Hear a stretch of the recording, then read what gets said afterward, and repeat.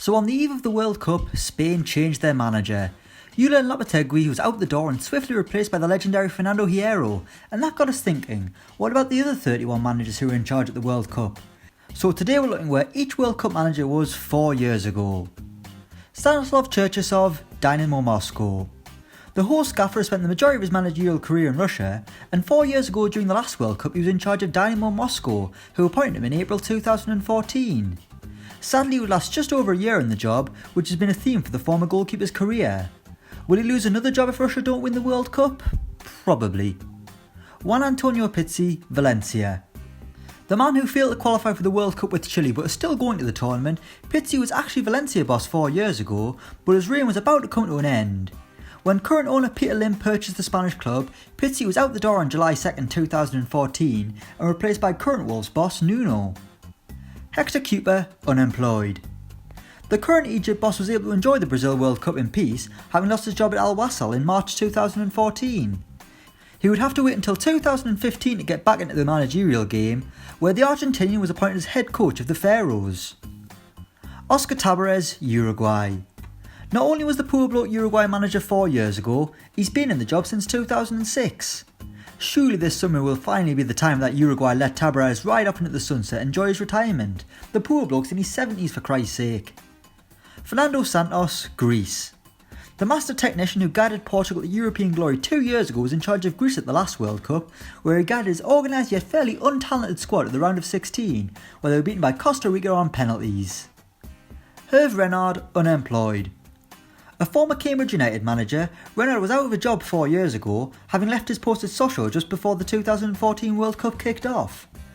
However, he didn't have to wait long for a new role, taking over as Ivory Coast boss in July 2014 after the Elephants failed to get out of the group stage in Brazil. Carlos Queiroz, Iran. Sir Alex Ferguson's old assistant began his job with Iran in 2011 and will be competing at his second World Cup with the Asian side, finishing bottom of Group F in 2014, where they almost famously held Argentina to a draw, only for Lionel Messi to bag a heartbreaking winner in the 91st minute. Fernando Hierro, Real Madrid. Well, this was all a bit strange, wasn't it?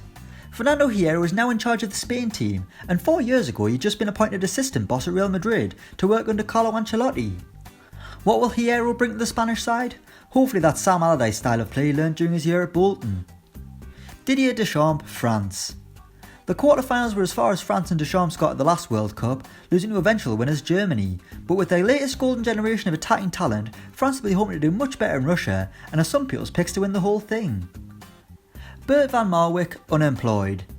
The Dutchman had been sacked by Hamburg in February 2014 to spend the 2014 World Cup as a fan, which must have been weird considering he guided Holland to the final in 2010. This time he's out there with Australia, despite having been the man who guided Saudi Arabia to qualification. He'll be leaving his job as Australia boss at the end of the tournament. Ricardo Gareca, Palmeiras. The 60-year-old who will manage Peru at the World Cup was competing in Brazil 4 years ago, managing the club that had a very young Gabriel Jesus on their books. Sadly for Gareca, he doesn't have anyone with similar talent in his current squad, but never mind. Aj Hareid, Malmo. Denmark's boss was working in Sweden 4 years ago, where he just won a league title with Malmo, taking them into the Champions League. In 2018 he'll be managing Denmark at the World Cup, no doubt mourning the loss of Niklas Bentner. Jorge Sampaoli, Chile. After a sensational few years with Chile and a brief spell at Sevilla, Jorge Sampaoli is now Argentina boss. 4 years ago, Sampaoli had an almost fantastic World Cup, beating holder Spain in the group stage to come second, then almost breaking Brazilian hearts in the first knockout round, losing on penalties to the Samba Stars. Jaime Hallgrímsson, Iceland. What a brilliant name he's got, it's fantastic, isn't it? Hallgrímsson was the Iceland boss 4 years ago alongside Lars Lagerbäck, but they didn't make the tournament after losing in a playoff to Croatia, who they'll face this summer in the World Cup debut, as the smallest country ever to qualify for the tournament. Obviously it won't actually be their World Cup debut because it's the third group game, but you know what I mean. Zlatko Dalic, Al Ain. The 51-year-old had some fairly successful years out in the United Arab Emirates, where he replaced Quique Sanchez Flores as Al Ain manager. Dalic would win the President's Cup, Gulf League and Gulf Super Cup during his time with the club, but will face a much tougher task in bringing silverware back to Croatia. Gernot Rohr, Niger. So all he's done in 4 years is add Ear to his team. The manager of the team with one of the best kits at the tournament was nowhere to be seen in 2014, with Nigeria never qualifying for the World Cup in their history and are currently the 108th best team in the world according to FIFA rankings. HITC on sabbatical. Brazil's current boss took himself out of the game 4 years ago, taking a sabbatical from his job at Corinthians to study modern football, where he took in games across the globe, including at the World Cup before returning to his post at Corinthians in December 2014. Hopefully it was a worthwhile sabbatical because I've got a tenner on Brazil to win the whole thing. Vladimir Petkovic in between jobs. Just like Julen Lopetegui, Petkovic lost his job 4 years ago because he took another without telling his employers. In late 2013, Petkovic was confirmed to be taking over the Swiss side after the World Cup, and Lazio swiftly removed him from his post in Italy after the club president was unaware of the negotiations. Oscar Ramirez Alajuelense. I'm pretty sure I butchered that name, so sorry to any Costa Rica fans watching. All one of you.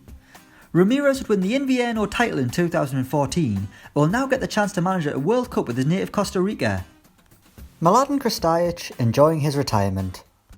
In 2014, it didn't look like Mladen Krstajic had returned to football, retiring from playing in 2011 before entering the coaching game in 2016 with Serbia, going on to become manager a year later. Joachim Löw, Germany. Yogi Bear has been the German manager since 2006, and 2014 was his crowning moment, winning the World Cup thanks to an extra time goal from Mario Götze. Can they do it again this year, and will we see another scratch and stiff moment like we did at the Euros from the gaffer? Juan Carlos Osorio, Atlético Nacional. Manchester City historians might remember him from his coaching stint in the early 2000s, but in 2014, Osorio was manager at Atlético Nacional in Colombia, where they finished as runners-up in the Primera A division. Jan Andersson, Norrköping. Another tough name to say, but Jan Andersson's career has never veered away from Sweden, both as a player and a manager. 4 years ago he was in charge of the team I just said before, not going to try again, having took over in 2011, and he would eventually deliver them their first league title since 1989 in 2015, 1 year after Sweden failed to qualify for the World Cup in Brazil.